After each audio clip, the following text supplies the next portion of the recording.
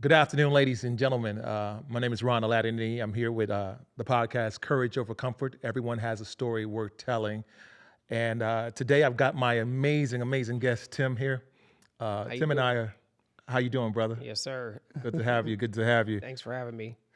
Tim and I are neighbors, and we've known each other now a few months. Yes, And sir. just, I love hearing his stories because, first and foremost, he's just a interesting, diverse, cultured man.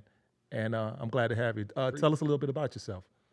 What do you want to know exactly? Um, Where do you want me to start? How? because you've got a lot. Yeah. So originally you said you're I'm from from Ohio. Columbus, originally. Ohio. Columbus, yes, sir. I feel like I shouldn't like you. I'm gonna tell you this, and I'm gonna tell you why. Because ultimately, I'm a blue guy. I'm Yeah. a Michigan guy. Yeah. I didn't go there. Didn't do anything. So anytime I hear Columbus, I'm like, I don't even want to be bothered with you guys. But luckily, they say you find people in the places that you try to avoid. Yeah. But you said you grew up in Columbus, Ohio? Yeah, I grew up in Columbus, Ohio, and then I moved to Texas as a kid, and then I moved to California in the '90s as a kid, and then I got sent back to Ohio for getting in trouble out there and wrecking an opportunity I had with my aunt and uncle out there. They're not rich, but they have money. Okay. And my mom, they sent me out there. So the guy that I call my dad, he's not really my dad. Oh, really? Yeah, he's not really my dad. So my real dad was never there for me and stuff like that. We do talk to this day. I don't have anything against him, but Okay. so I was raised fatherless for a long time before my mom was with her husband now, who she's been with for like 20 years.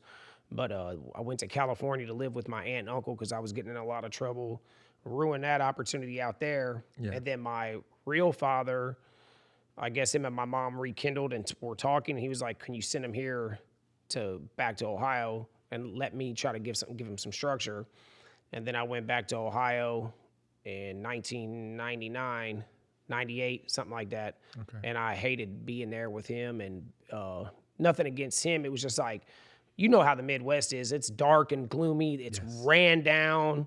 A lot of people don't know that about the Midwest. It's ran down. So when you go from Texas to Los Angeles, California, and then you go to Columbus, Ohio, you're like, and Columbus at that time was just like predominantly like white and black. Yeah. There was other cultures there, but like Cali was just like, it was so different. It's And just diverse. yes, yeah, it was so different. So I was like, I hate it here. I was just like in this state of like depression. So I came back to Texas, and then wasn't even in Texas that long, man. And that's when I wound up at 17 getting going to prison. And why is that? What did I do? Yeah, what did you do? We were burglarizing, stealing guns, Yeah, stealing a lot of guns, and selling guns. And a guy I sold guns to, he told on me, and my house was surrounded. Wow. At 17. At 17, yeah, with 15 cops and 3 detectives. So it was like almost 20 cops came and kicked my door in, found me with 4 backpacks full of firearms.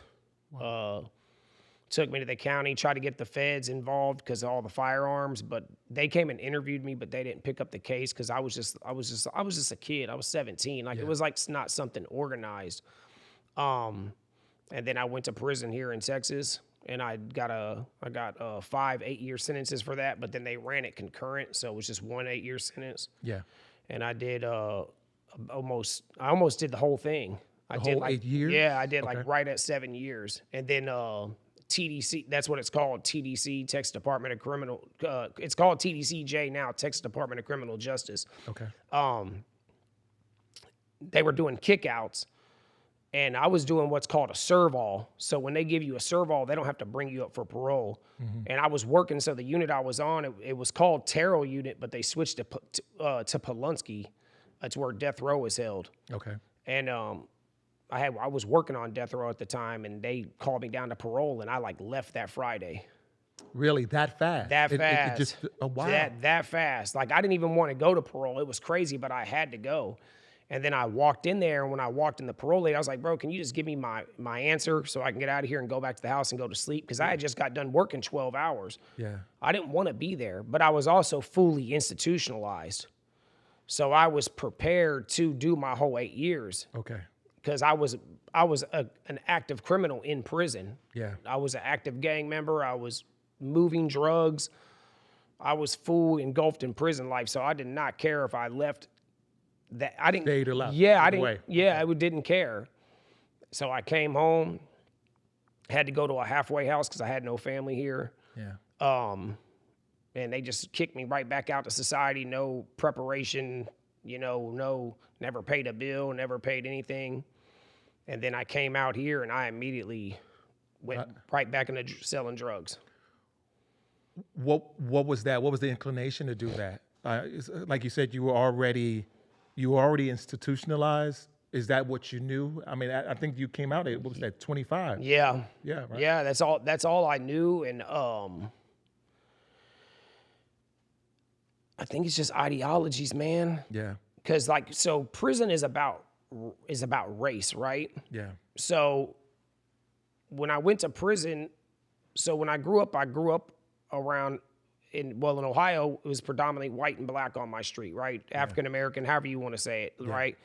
We'll just use the terms for other people. I don't like to use that terminology, but we'll just say that for people. So when I came to Texas, I didn't really mesh well with the Texas Caucasian people, the Texas white people, right? They looked at me like I guess, I don't know, like a white kid trying to be black or something like that. And I was a black gang member. So when I went to jail, all the people there, they were like, hey, when you go to TDC, you can't be hanging out with us. You have to hang out with your own people. Really? Yeah. So when I went to prison, I took that mind frame. I'm like, okay, I'm just going to do what I have to do to survive. Okay. And I'm going to bring this full circle. Because I talked to you about this like 2 days ago, right? Yeah. I brought this up kind of. So when I went to prison, the white dude swarmed me. And I was like, I straight up told him, because I'm honest. I'm like, hey, look, I grew up predominantly around blacks.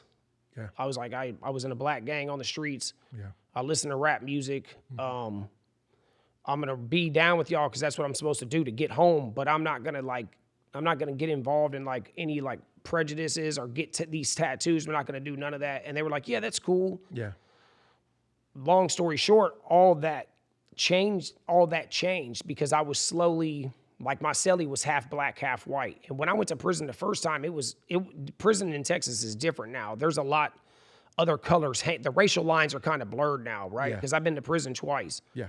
So at that time, it wasn't. Okay. Like it was very divided. Your first very first time. Okay. Racism, prejudices were real on all lines. Okay. And you didn't mix with other colors. You didn't eat, like you weren't allowed to do that. Yeah. And my cellie offered me a burrito in the pod one day. Okay. And the whites jumped me for that. And that's why I have like this scar here. If I shave my head, I got 2 up here. Yeah. They actually were going to try to kill me.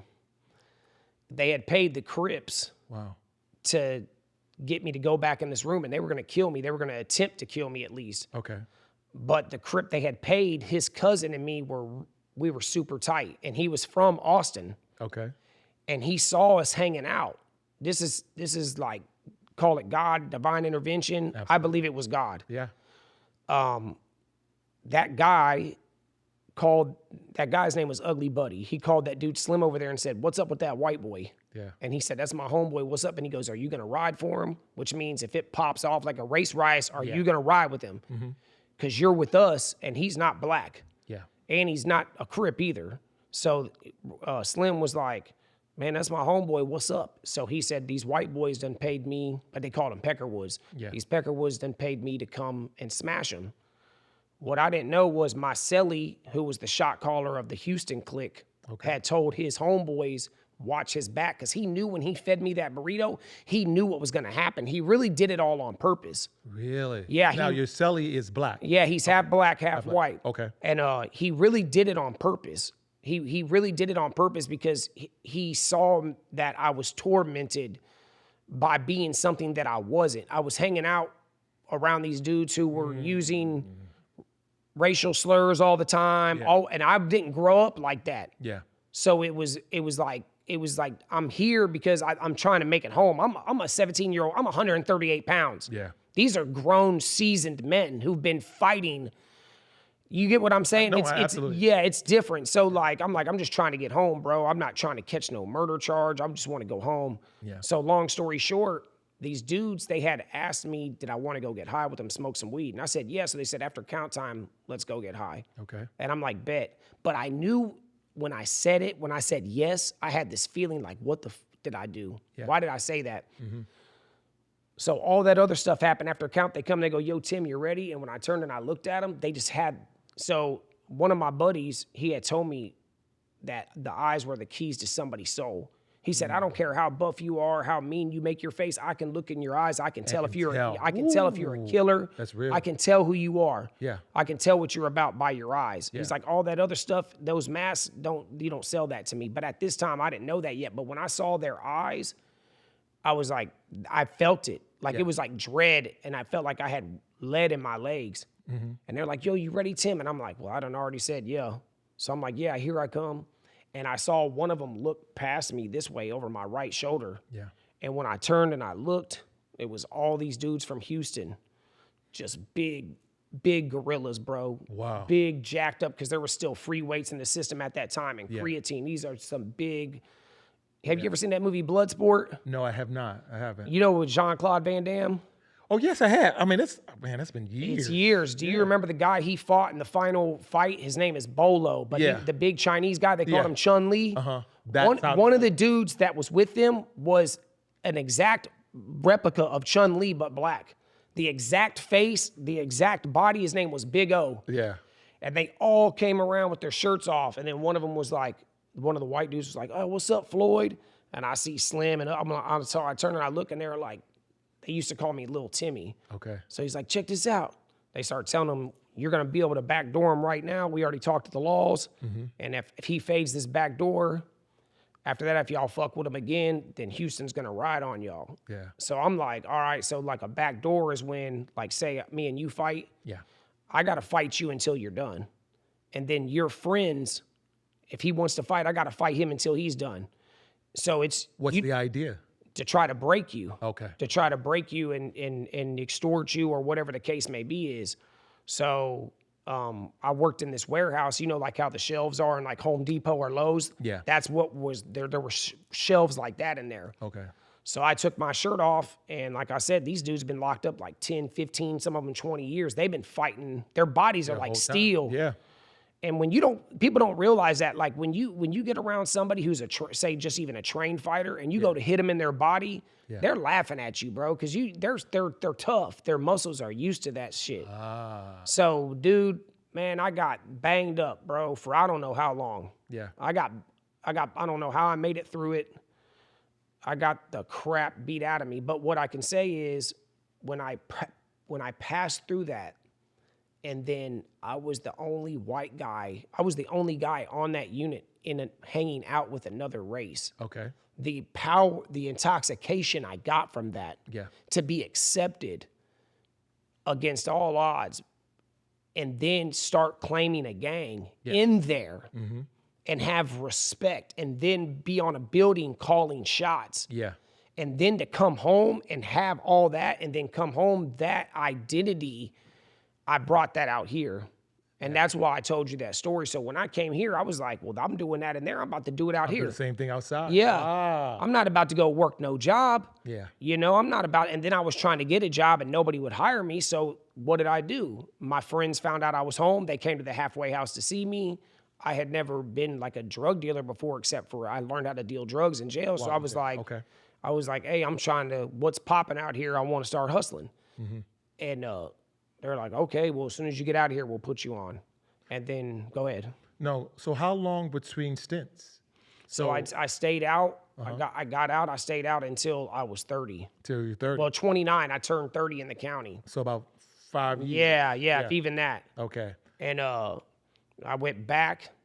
I caught a drug charge. Okay. I went on the run. How did you get caught? How'd I get caught? A car accident. Really? A car accident. And I wasn't even, like, the crazy thing about it is that it wasn't even like for me. Like, I was just at this dude's house and my buddy called me and he's like, hey, can you get me some Coke? Yeah. He's like, my dude is out. And I was like, well, my dude here, like, he's got it. What you want? Okay. And he asked me, so I was like, hey, can you do it for this price? He's like, yeah. And I was like, I got you, bro. And I never like try to make no money off my friends. Yeah. So like I put it in my car and I just drive. I don't even get a block from the house. And a Toyota Sequoia comes blazing through the red light doing 45 miles an hour and T-bones me. Wow. Knocks me out in my car. Yeah. Cops, it's a busy street. Cops come to help me. There's coke right there on the floor. Immediately turns into a crime scene. So I wound up bonding out and stuff like that. And I wound up going on the run for that case and went back to Ohio. Oh, you did? Yeah, and I was up there and was doing music and got right back into dealing up there. Yeah. And then I got busted up there by Homeland Security. I don't know if somebody told on me or what, but I know Homeland Security ran down on my ass, knew who I was. Yeah. I got brought back here. On that ride was ridiculous. That's no human being. That's like be treated that way. That's the worst ride, dude. It was a van with a cage in it. Yeah. And the bench was probably like that wide, bro. And you were handcuffed. You're shackled and handcuffed like this. Mm-hmm. So the bench is probably that wide, bro. And I think it was only supposed to have like 8 people on each side. Yeah. Dude, there was probably I think there was 10 or 12 of us on each bench. There was people on the floor. Yeah. So what we would do is they had the back slot open so the guy could see the time on the clock. So say you were sitting right here, you would get an hour of sitting even, and I would have to put my left butt cheek on you, and then we would rotate like that. Yeah. And it took them like a week to bring me from Ohio to Texas because they were doing all these different stops. Okay, that's what I was going to ask. Because I mean, the drive itself is not that long, but they're getting paid because they're private contracted, so they're getting paid for everything that they're doing. Yeah. So they're going everywhere. So it's like, bro, you think you're going to be on there for like 2-3 days? Man, you're on there for like a week. No shower, no brush your teeth. They feed you quarter pounders with cheese the whole time. Yeah. And at that time I was sick. They thought I had stomach cancer. So I was throwing up the whole time and they were refusing to give me my medicine. But what was really going on is my gallbladder had filled up with gallstones and it started decomposing in my body, in my stomach. Do you know where they started from? No, stress or I probably stress. I think it was stress of being on the run because when I was on the run, that's when I changed my life. On the run. That's yeah, even though I was still well, I changed my whole ideology. Okay. Like I changed everything, dude. Like even though I was still dealing, I was dealing, and this isn't an excuse. This is just what I told myself. I didn't want to deal anymore, but I was like, I'm going to need a lawyer to fight this case. Okay. Working a job is not going to get me the money I need to pay for a lawyer to try to keep me from going back to prison. Yeah. So I was like, the best way I know how to make money fast and dealing is in dealing. Yeah. So my whole thing was I'm doing it out of survival to pay for a lawyer, which is no excuse, but deep down, I was like, I'd have to break this cycle, this ideology that I have, and I couldn't pinpoint what the ideology was, why I fed off the things that I fed off of. And when I got brought back, I fought my case for like almost 2 years. Yeah. And they were trying to give me 60 years in prison. For your second stint? For my second case, yeah. Wow. And I got 15. Okay. And then I did almost 8 years. I did over half of that charge this time. Now, why? I mean, they don't give you parole down there in Texas prisons. Okay. Like they manipulate you with parole. Like if you have what they call a non-aggravated case, they'll say, oh, like, because as soon as I went to prison, I was up for parole like after a year. Yeah. But they just kept setting me off, even though I wasn't getting in any trouble. And I would go and do like school or whatever to make myself look good to try to get out. They just keep setting you off. Yeah. And to tell you the truth, when I made parole after being incarcerated for almost 8 years, the only reason why I made parole, because they make you go, they call it sociology 1 and sociology 2, like when you intake. Yes. And they do a litmus test on you to check your IQ. And my IQ is 136. So they had me down as a master manipulator. So I had a bunch of jewelry, and I had my mom come back. When my mom came back from Germany, my mom sold all my jewelry to some friends of mine, and we went and hired, you can hire like parole lawyers to try to get you out of prison. Yes. So we hired the best parole lawyer in the region. She sold all my jewelry and bought me this parole lawyer, cost me $15,000. Okay. And then my stepfather, who's a colonel in the military, came back from Poland Okay. and went to my parole hearing, Really? decked out. And the parole commissioner, they were supposed to let my family in to talk to him. Because like you see in other states, like they actually sit in front of the parole board and talk to them. Yes, In Texas, they don't do that. They don't do that at all. No, Okay. they don't do that shit. You go and see a fake caseworker, they put a file together and they send it off, so it's not even a personal thing. Yes. They don't even get to see you as a human being. They're just treating the parole as like an assembly line. Okay. It's a very inhumane situation. Yes. Right? You got a man locked up for 15 years that hasn't even caught a case and you're still keeping him in jail? Like, I can understand for certain crimes, but I mean, bro, like you got people down there for non-aggravated cases and you keep, I mean, dude, like really after 10 years incarcerated, if you haven't changed your life, you're probably not going to change. Yeah. But at the same time, like you keeping somebody locked up for like 10 plus years, how do you expect them to come home and do something different? Yeah. Right?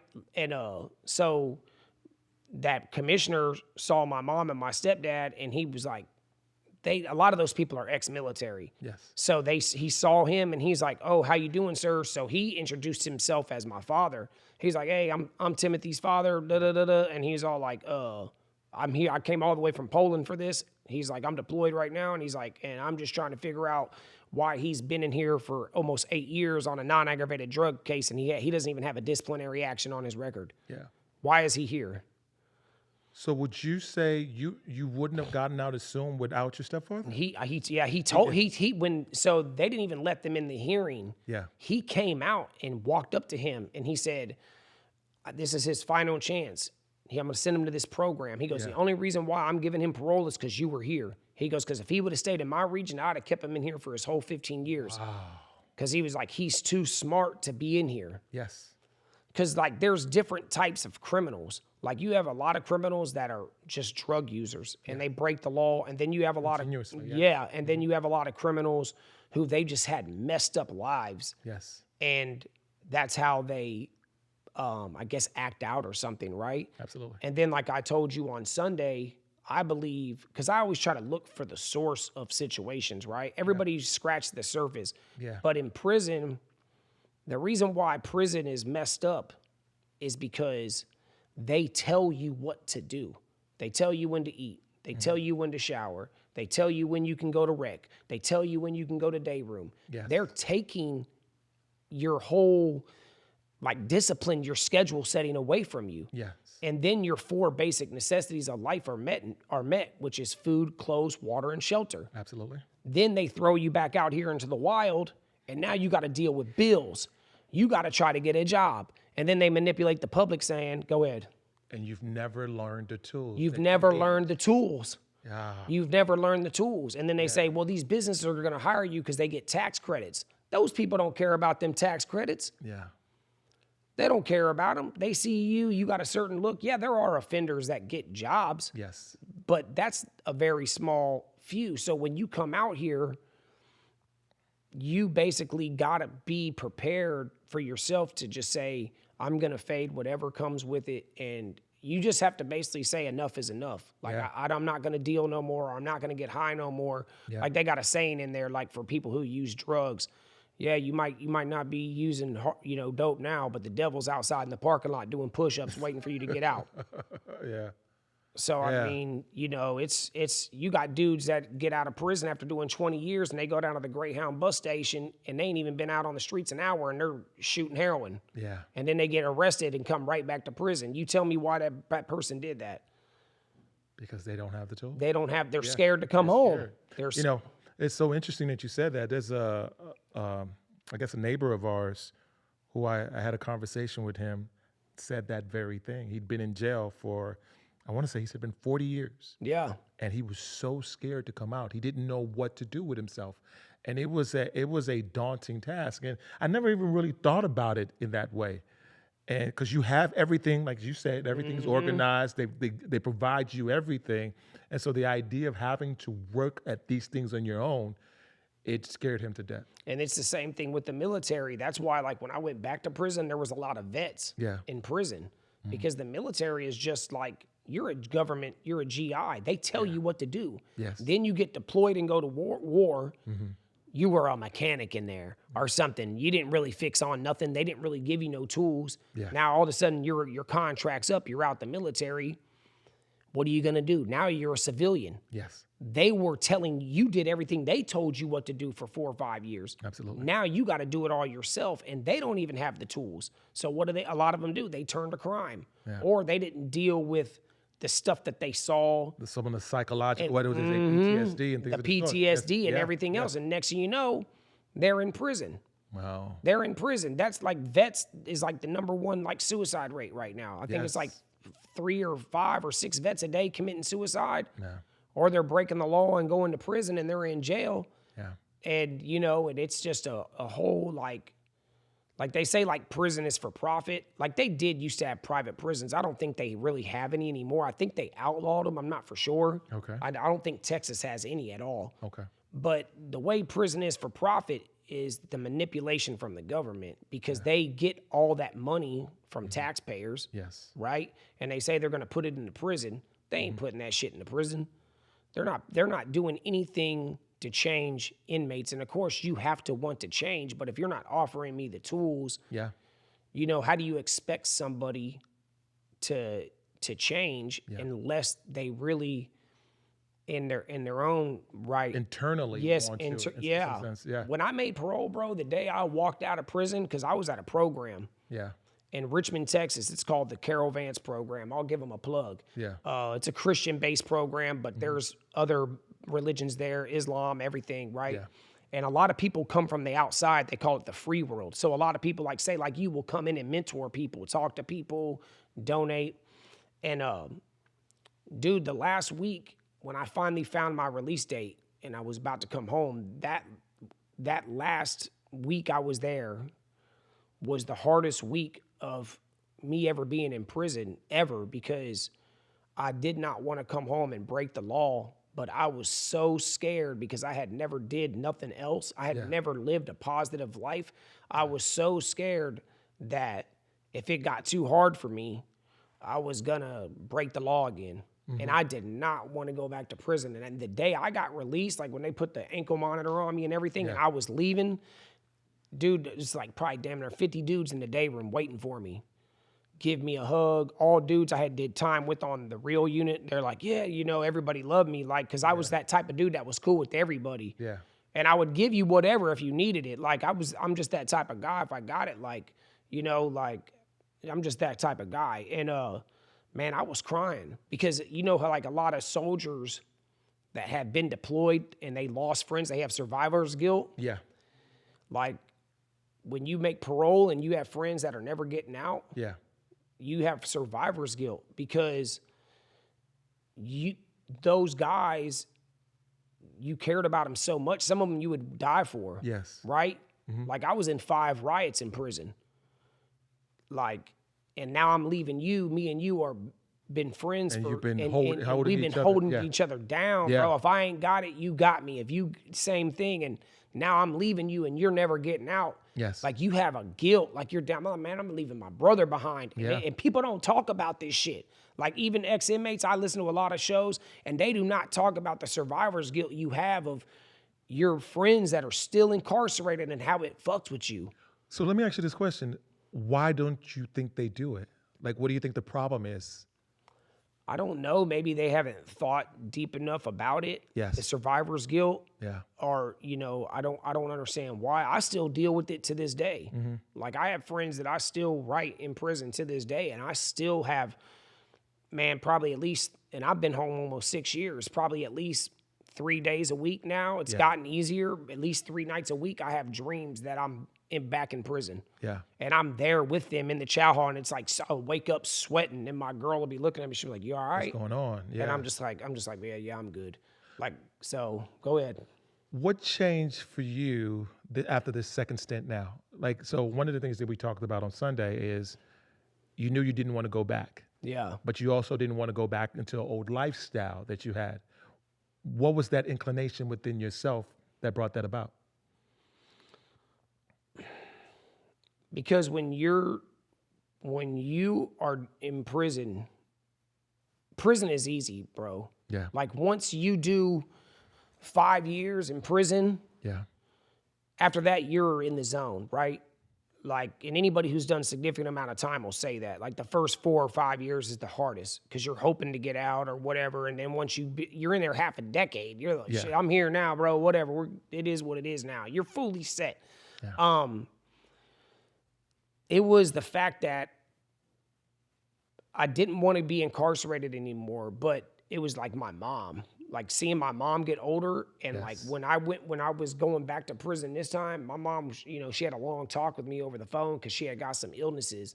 And she was like, if you ever get locked back up again, it's going to kill me. Like, cause she had a lot of guilt of me being incarcerated, that she wasn't a good enough parent. Yeah. You know, being a single mom, working 3 jobs, she was never at the house. So I was free to run the streets. Yes. And that guilt of my mom being like, if you go back to jail, I'm not going to be able to deal with it. And I was like, I got to change my fucking life. Yeah. Because when you're in jail, the people that are there, that are around, that care for you, whether they're your blood relatives or they're your good friends, Yes. they're doing time with you. Mm-hmm. It's like you're the Walking Dead in there. Okay, my mom said it to me. She went to a family reunion. She said, everybody talked about you like you were dead. You remember when Tim was like this? Yeah. You remember when she was like, he's not dead, Yeah. but you're isolated. You know, we call it the fishbowl. Yes. Because you can go out on the rec yard and you can see the highway, but there's like 4 fences in front of you, and you were like, You can't do anything. yeah, you can't do shit. Yeah. You're like, man, just beyond those 4 fences is freedom, man. I've been here for 20 years. Like, it's a psychological game, bro. It plays with your mind. I can imagine. It really does. And it's like, so seeing when my mom said that, and then my brother had told me, even though we're cool now, but my brother had told me, he's like, hey, if you're going to live like this, he actually came like to see me. And he said, I just came here to tell you that I don't want to talk to you or ever see you again. Wow. Unless you change your life. Okay. He's like, because when I talk to mom almost every day, it's Tim this, Tim that. And he's like, dude, you're killing our mom, bro. And yeah. I remember you saying something on Sunday that stuck out to me. You said your brother said you were her favorite child. Yeah. And I told you, I said, I'm not her favorite child. She just feels so guilty about me being incarcerated. Yeah. Because when I was in that program about to come home and we would talk on the phone, she would talk about the guilt. And I told her, I said, it ain't your fault that I got locked up. Yeah. Because as much as any like criminal or drug addict or whatever makes the excuse, oh, I came from a single home or I came from the ghetto, you still have a choice.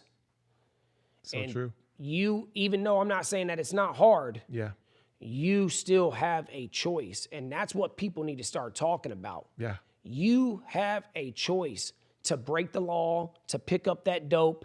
Yes. You made that choice. Yeah. That was the easy route. Yeah. Like as of right now, I've been home 6 years. I haven't done nothing wrong. I'm a struggling tattoo artist. Yeah. But I'm making the conscious choice that I would rather live out here and struggle than be in prison and be away from everybody. Like my brand new daughter, meeting somebody like you. I love being out here, bro. Yeah. I don't have a lot, but you know what?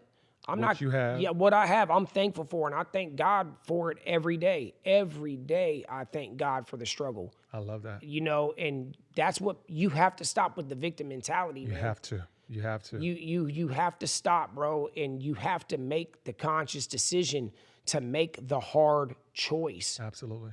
You know, and that's what it is, man. You know, get out of I played that victim mentality. Oh, the government.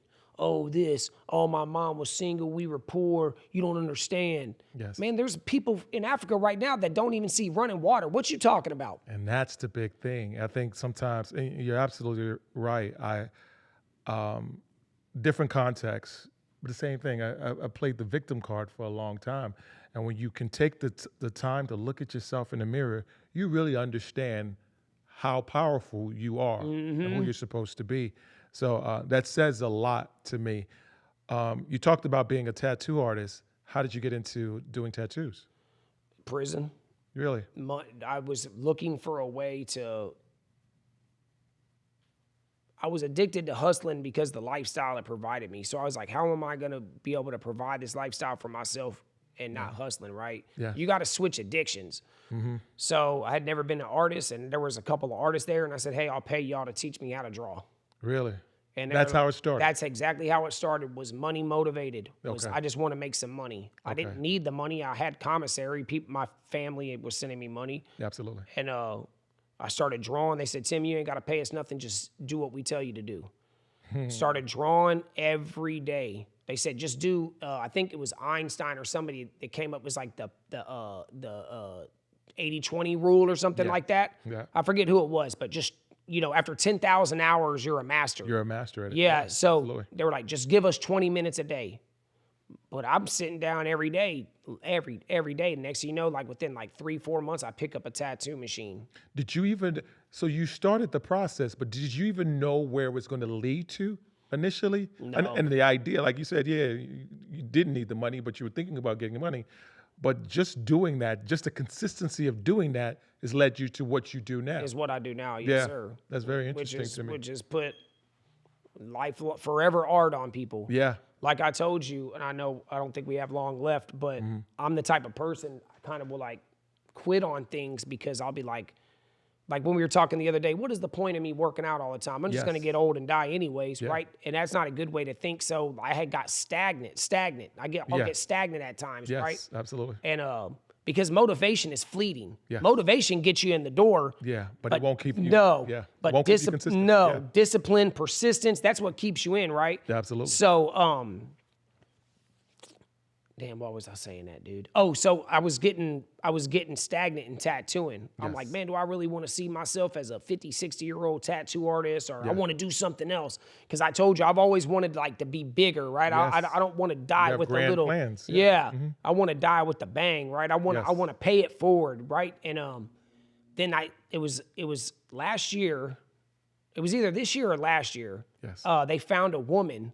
And I think they said she was like 10 or 15,000 years old, and she had tattoos. And when I saw that, which I know they found ancient people with tattoos, but for some reason when I saw that, I had like a eureka moment. Yeah. And I was like, I am actually doing something bigger than just drawing on people's skin. Because when I tattoo you, I say, hey man, do you want to listen to music or do you want to talk? Yes. I want to make it an experience. Absolutely. So we just start riding. They'll be like, man, well, we can chop it up and we'll just talk about everything. Life, all that stuff. So you're getting not only a badass conversation, but then I'm putting my art on you. And when you pass away, if you don't get cremated and you're preserved right, like I told you the other day, when America falls, because one day America will fall. But in years to come, I believe that a new civilization will dig and they will find people. And who knows, in 10, 15,000 years, if it's still going, they might dig. It'll be part of our history. It'll be a part of that history. So I look at it as like, I am doing something that is way bigger than me right now. Absolutely. I'm putting lifelong, I'd say forever art. I'm putting forever art on you. Yeah. And, and we get to connect because through tribal countries still to this day, and as humans, pacts were always made through blood. Yes. And I'm shedding your blood. I'm scarring you. And I'm scarring you and putting a pigment into you. So to me, it's a spiritual connection when I tattoo you. I don't care if it's a little insignificant tattoo or a big design, which I usually do big designs. Yeah. But a lot of artists, they'll do a little small tattoo and they're like, man, I don't want to do this dumb shit, stupid. But it's like, bro, that's what that person wants. Yeah. Stop being so selfish. Connect with that person. Give them what they want. If that's what they want, do the best job, bro. Yes. You're scarring that person. Yeah.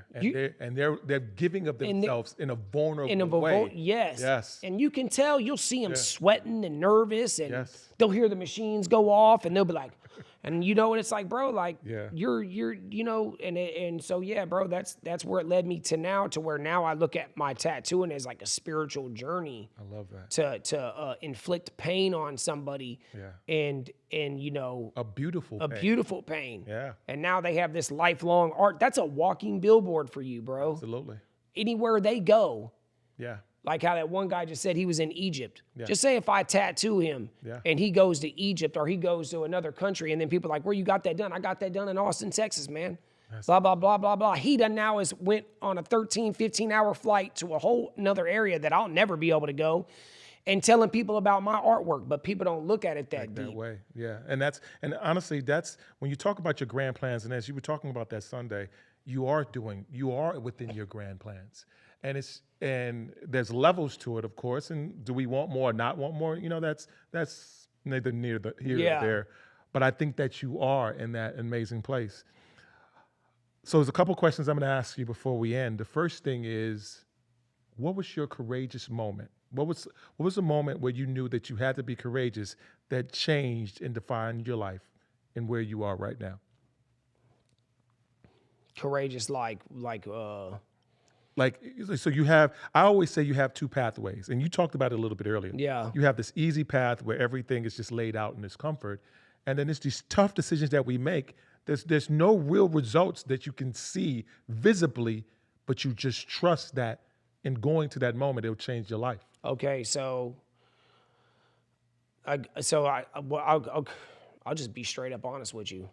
When I came home from prison, a friend of mine who's still out in the life doing his thing in a big way, I made a Facebook because I didn't tell nobody I was coming home because I didn't want any connections to that old world. Yes.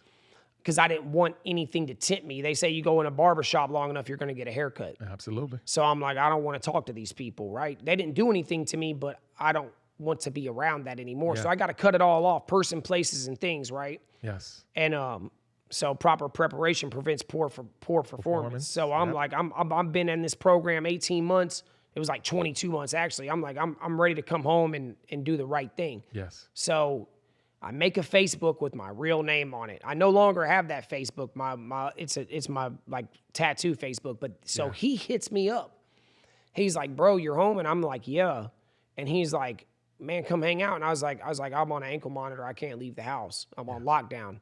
So he's like, can I come by your house and come talk to you? I said, yeah. Bro, he comes to my house. Comes with a bag. He said, I got a present for you, and puts it on the floor. My mom's not there. I'm staying in my mom's house. And I've never told nobody this story. Not my mom, not my girl. I'm telling it to you right now. Wow. I opened up the bag, and it's a couple of bricks of dope. Woo. Yeah. And I look at him, and I was like, and I still have all my people. Yes. Because I got a good name in the streets. And I was like, what's this for? He's like, that's for you, baby. He's like, just get back on your feet. Bro, he leaves. Yeah.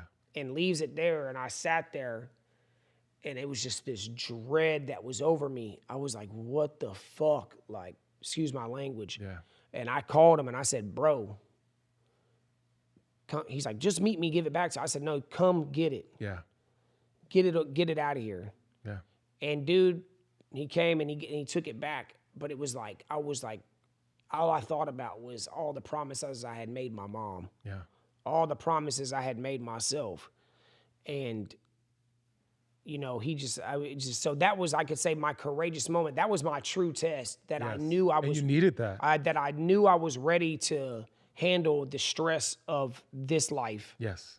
So that was the courage. I could say that was my most courageous moment, where somebody handed me a couple of bricks for free. They didn't want nothing. Nothing from it. Nothing from it. And I said no. Because if anybody knows me, they know one thing is that I love money. Yeah. But all money isn't good. All money isn't good money. That's so and true. I didn't sell my soul for a jelly roll. Hey, Like- hey, that's real talk, though. That's real talk. Last question. What do you think your purpose is in this moment and future moments?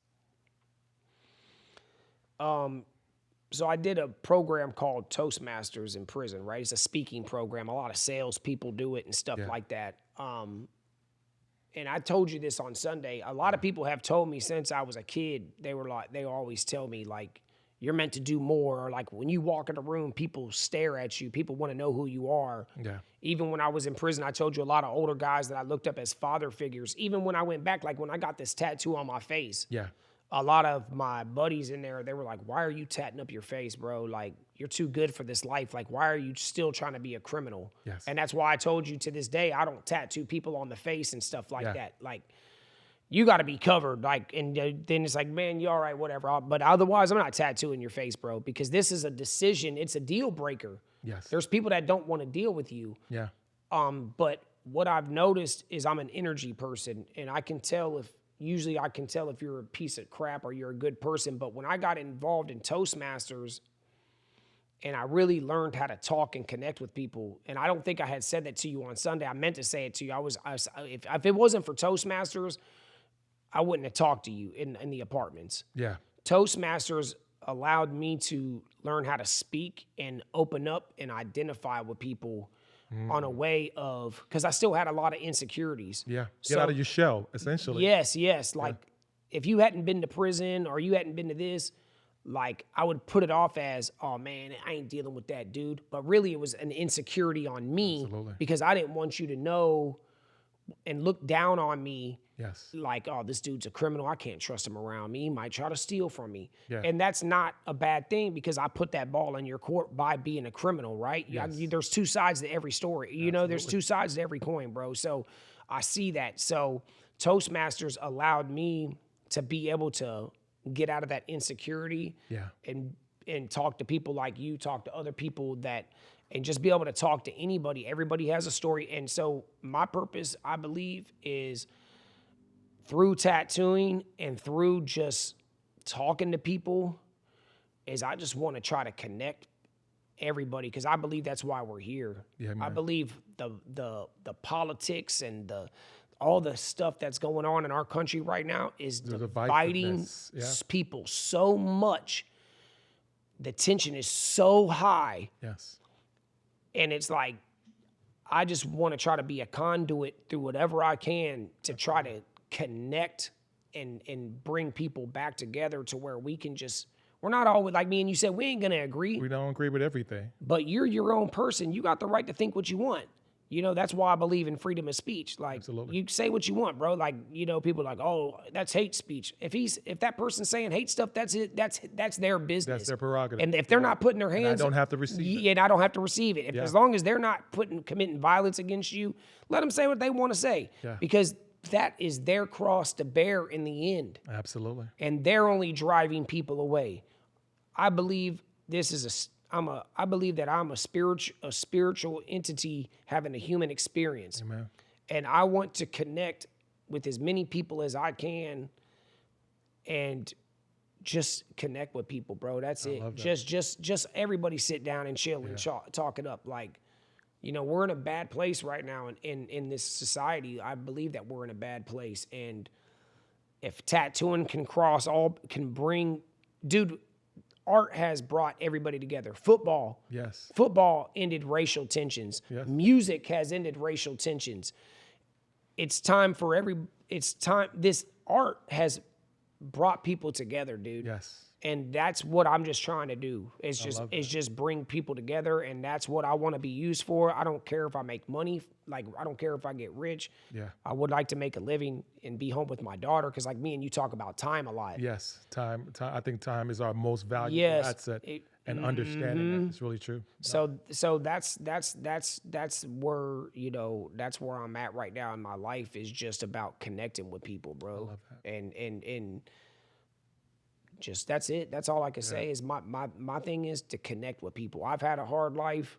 You know, I did half my life basically in prison. Yes. I was 17. I came home when I was 25. I went back to the county when I was 29. It was like a week before my birthday. Turned 30 in the county. Yeah. Came home when I was about to be 39. Yes. I was 38 when I came home. I'm 42 now. Yeah. I've not spent a lot of life out here on the streets. Yeah.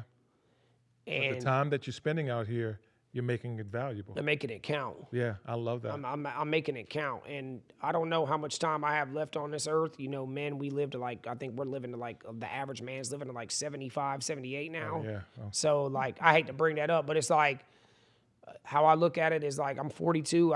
Hopefully I'm living till I'm 90, but I ain't trying to change the world. But anybody I come in contact with, I want them to know if they ever see me again, Yeah. that, maybe I paid it forward and gave them a positive experience. You left an impact on the It world. left an impact on them. Like I told you, my buddy who did that speech about the dash between when you died. Yes, I love that. So, you know, I just want to, that's all I want to do, man. I just want to connect with people and, you know, and just that, you know, I can't think of a better way to say it. That's it, dude. I just want to leave an impact on people to where we're just like, you know, respect everybody. Because a lot of people don't have respect anymore. That is absolutely true. They don't have that, you know, you hold the door open for somebody and they act like you're supposed to do that. Yeah. You know, everybody, even like the expectation of things. You know, I was just talking about that to someone. I said, there's a lot of things I want and there's a lot of things that I wish for. But the truth of the matter is I really have no expectations of anything because I think that's sort of the downfall. Like we're deserving of something, you know, and I just think it's a unrealistic way to think of things, especially for me as a man of faith, a Christ follower. Yeah. I think of, do you think Christ expected to be laid on the cross, that type of thing? And so what the audacity of me to think that I'm supposed to have anything else, and I'm definitely not a perfect human being. And that's why I even told you too, like when I pray, because like I told you, I recently became a Christian and stuff like that. When I pray, I noticed like when I was in prison and I was in that program, because it was a faith-driven program, we'd go to church and like they would do like a big prayer. Yeah. And it would always be like people asking for things, right? It was always asking for things. And when I pray, I try not to ask for nothing. I just try to give thanks. Yeah. The only thing I ask for is to be a full-time tattoo artist and not have to work a job, because I hate working a job because I'm punching somebody else's time clock. Yeah. And because I want the freedom to be able to spend time with my family. Yes. Right? And raise my daughter the way that I want to raise her. You know, I don't want to be stuck in the rat race. Yeah. And I get it. you know, so I try not to ask for things when I pray. Even when I do ask for things, I even say to God, I say, I don't want to be the person that asks for something, and I don't want much, but I'm just this one thing. If you could give it to me, if you could give that to me, like so usually when I pray, and I pray multiple times a day, I just say thank you. Yeah. I say thank you because I'm out here. I met you. Yeah. Like you know, and life is good, man. And I mean, life. I'm healthy. I'm grinding, and life is good. I got food on the table. Yeah. You know, and a lot of people don't have that. Yeah. I think that's the biggest thing that I love about you is your heart. Like it shines through. And you said something earlier about looking at someone and looking in their eyes shows their soul. Yeah. That's when I see when I look in your eye. And so that's amazing. So as we wrap this up, you're an amazing tattoo artist here in Austin. Tell them a little bit about that. Let them know where they can find you, where they can find you online. Oh, yeah. If you're in Austin, Texas. My Instagram is inked, INKED _by TMG. Yeah. We just opened a new shop across from the airport, so it's basically like Del Valley off of 71. Okay. We're getting it all up and running right now. We've got the keys 2 days ago. Yeah, congratulations. So, thank you, man. So we're getting it all up and running right now. We're going to do a soft open in December. So I've been putting like flyers out and stuff like that. Okay. We're holding raffles, things of that nature. So, yeah, man, if my motto is I do lifetime work for the blue working man or woman. Yeah. You know, not to get off on the whole, the blue collar worker. Yeah. I know a lot of people are struggling right now. The average person's making like $18 to $20 an hour. Yeah. You know, people don't have money, but I know people want to get tattoos, and I want to give them tattoos. And I want to make that connection with them. So I do lifetime work for the blue collar person, you know, the entrepreneur, the person that's out here trying to chase their dreams, or they're busting their hump on the construction site, or they're a barista and working 2-3 jobs. Like it don't matter. Like, I'm not going to charge you $4,000 for a sleeve. Like, I'll do it for $850. Yeah. Let's do some payment plans. I'll hook you up. Like, come mess with me. Let's show some love. Let's show some love. Let's show some love. Let's show some love, because that's the only thing that's gonna. And I know you got to go, but I was listening to this lady the other day. She's from Africa. Okay. And she said, never trust anybody who doesn't love themselves. And she said they have an old African proverb. If a naked person, I think she said a naked man, if a naked man offers you their shirt, don't take it. But a lot of, something like that. I got to look it up. I'll send it to you. But what I notice is a lot of people in our society right now, they don't love themselves. They don't like who they are in the mirror. Yeah. And in prison, I learned to like who I was. And there was a motivational speaker, he's an ex-Navy SEAL named David Goggins. Yeah. And I read his book, and he talked about the accountability mirror. Amen. And a lot of people can't look in the mirror and respect or like the person that they are. And that's why there's so much messed up stuff happening right now. Yeah. Because people are just too much on their phones watching everybody else's life. And they're not paying enough attention to theirs. To theirs. Wow. And I'm just trying, you know, I love me. I love who I am. Yeah. I love that I've been to prison. I don't like it when people judge me for it, but I put that ball in their court, so I have to accept it. Yeah. But it's a hard pill to swallow. It is, but I've learned to swallow it. But I love me, and that's why I can show love to everybody else. Mm-hmm. And I don't have problems with other colors, or I don't give a fuck about that stuff, man. Yeah. We're all people, bro. We like, are people. shut that shit up. You know why I don't have white pride and shit tattooed on me? How the fuck can I be proud to be white? I didn't choose to be white.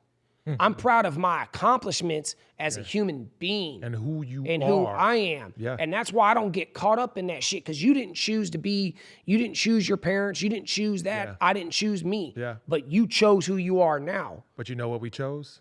We chose to accept who we are. Yep, exactly. And that's amazing. And I love myself, man, and that I just want to spread love to everybody else. And you know, if it doesn't get reciprocated, don't get reciprocated. It is what it is. Yeah. You know, that's it, man. And that's why I think me and you connect so much. Absolutely. And I'm glad that I met you, man. It's been, every time I talk to you, it's like an hour conversation out there in the cold. Man, I was freezing. Yeah, I know you were. I was freezing. All right. Anyway, thank you for joining us today. My name, once again, is Ron Aladini. This was Courage Over Comfort. Everyone has a story worth telling. And grateful for my good fella, Tim. Peace. All right.